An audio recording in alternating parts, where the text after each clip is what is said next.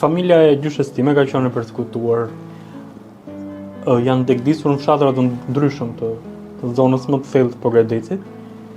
Edhe në kohën kur ata kanë qenë në punë dhe punonin ato kooperativat e ndryshme të Pogradecit, ka pasur, themi nga këta të shokët e partisë të dikushme që nuk i lirin as të ushqeshin atë vaktën e tyre të drekës. Në kohën kur ata si besimtarë në fakt, por që nuk u lejohen atë kohë, ishin në kohën e tyre të agjerimit, dikush shkonte patjetër dhe i provokonte për të ngrënë apo për pirë diçka.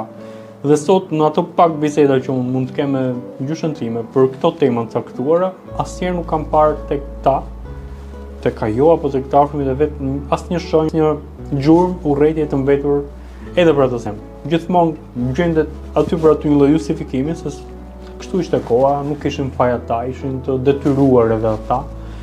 Gjë që Se mendojnë që kjo është?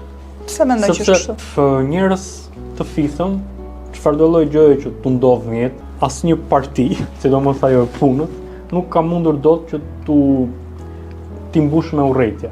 Nuk ka mundur dot t'i deformoj karakterin, shpirtin me të gjitha.